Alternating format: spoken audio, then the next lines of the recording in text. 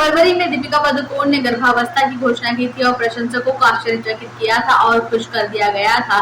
इसके बाद ही एक्ट्रेस जो है वो सिर्फ बाफ्टा में ही नजर आ रही हैं। खबरें आई है कि वह ब्रेक पर हैं।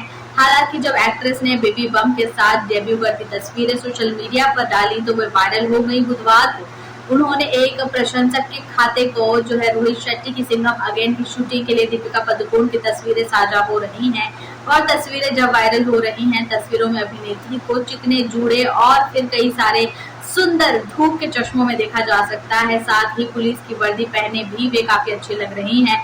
निर्देशक रोहित शेट्टी को निर्देश देते हुए देखा जा सकता है। तस्वीरों में ऐसा लग रहा है कि वे किसी इवेंट में सीक्वेंस की शूटिंग कर रही हैं, जिसके बाद तस्वीरों में एक्ट्रेस का बेबी बम काफी अच्छा लग रहा है और उभरा हुआ भी लग रहा है। नेटिजन्स का मानना है कि ये देखकर आश्चर्यचकित रह गए हैं।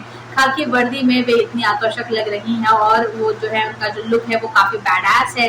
आपको बता दें कि एक टिप्पणी में लिखा गया कि कैसे उन्होंने धनुषाकर बोहें रखी और उनके जो गाल हैं वो काफी गुलाबी और सुंदर लग रहे थे। डीपी को देखा जा सकता है एक महिला पुलिसकर्मी के आउटफिट में, जिसको देखकर हर कोई उनके जो है शरीर की जो तारीफ कर रहा है कि वे कितनी वेल मेंटेन्ड है और कितनी ज्यादा सुंदर लगती है। वो एक ऐसी अभिनेत्री है जिनको ये चीज पता है कि उनके दर्शकों को किस तरीके से खुश किया जाए। वे अपनी पर्सनल लाइफ के बारे में भी समय समय पर उनको खबर देती रहती हैं। प्रशंसकों का मानना है कि बेबी बम्प पर ध्यान दे तो वो दिखाई दे रहा है, लेकिन वो इतना प्रमुख नहीं है कि आप अंदाजा लगा सकें। और उनका ये मानना है कि उनको यकीन है कि बेबी उनका जो है वो काफी स्वैग में होगा। देखना ये होगा कि आगे कोई और तस्वीर सामने आती है। आप बने रहिए हमारे साथ। भाई the great Indian Kapil Sharma show के नवीनतम एपिसोड जब प्रशंसकों के सामने आए तो इसमें दिलजीत दोसांझ, परिणीति चोपड़ा, इम्तियाज अली अपनी नई फिल्म अमर सिंह चमकीला के लिए जो प्रमोशन है उसके लिए वहां पर पहुंचे। कपिल शर्मा ने हाल ही में पर्दे पर ये चीज वीडियो के तौर पर साझा की थी, जिसमें AR रहमान के जो है वो कॉल मिस होने की खुलासा किया। वो चाहते थे कि फिल्म का हिस्सा बने। कपिल को लगा कि रहमान सिर्फ दोस्ताना व्यवहार कर रहे हैं।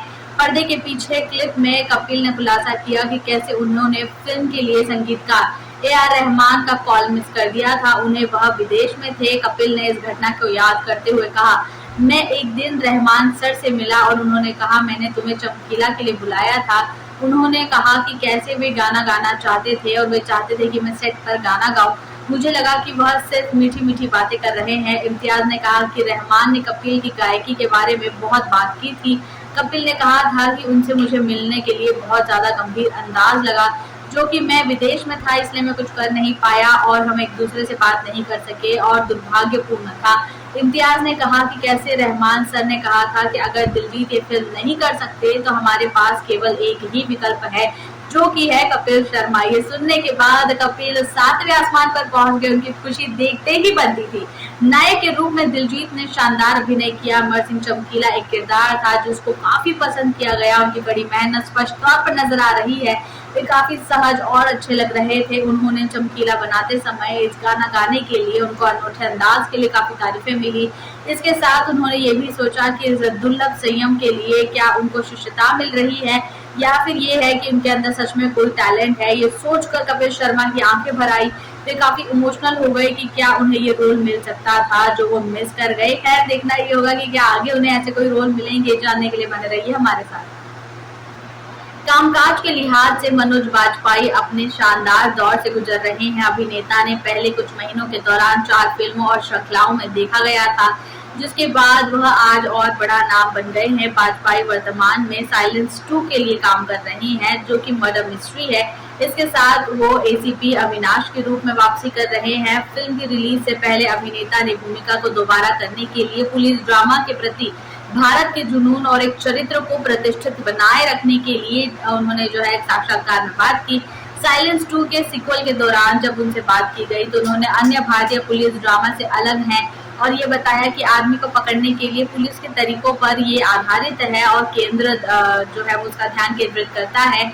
आपको बता दें कि उन्होंने ये बताया कि पुलिस जो है वो अपनी शैली में काफी ज्यादा जो काम करती है वो फिल्म में कई बार वहां तक नहीं पहुंच पाती और सिर्फ एक डार्क साइड दिखाती है। फिल्म की USP जो है इस बारे में बात कर रहे हैं। वाजपेयी का कहना है कि हमारे समाज में पुलिस की कहानी जो है वो काफी नाटकीय हो जाती है और काफी अशुद्ध तौर पर बताई जाती है, लेकिन जब सच में जाने तो जो सफल केसेस होते हैं उसके पीछे पुलिस की जो मेहनत होती है वो कोई नहीं दिखाता, वो ये फिल्म दिखा रही है, ये सीरीज दिखा रही है। राष्ट्रीय पुरस्कार विजेता अभिनेता एक ऐसे किरदार निभाने के लिए जो है वो बहुत ज्यादा फेमस है, जो कि काफी रियलिस्टिक होती हैं। गैंग्स ऑफ वसेपुर और कई ऐसे नाम उन्होंने जो जोड़े हैं, फैमिली मैन से श्रीकांत तिवारी का नाम हो या फिर एसीपी अविनाश वर्मा, धीरे धीरे उनके क्षेत्र में काफी ज्यादा पहचान बढ़ रही है। वे डिकोड कर पा रहे हैं कि कौन से किरदार हैं जो उनकी आत्मा, उनकी रूह से काफी करीब हो जाते हैं। इन दिनों में उन्होंने ये माना है कि स्क्रिप्ट से शुरू होकर किरदार जो है वो एक आकर्षक स्क्रिप्ट का हिस्सा बन जाता है, जहां लेखक निर्देशक एक ऐसी यात्रा पर निकल पड़ते हैं जो अज्ञात होती है लेकिन काफी रोमांच से भरी होती है। इन मायनों पर मैं अपने आप को खरा उतरता दिखना चाहता हूँ। मैं चाहता हूँ कि इसका सीक्वल भी उतना ही अच्छा शानदार रहे जो इसका जो है वो प्रीक्वल था।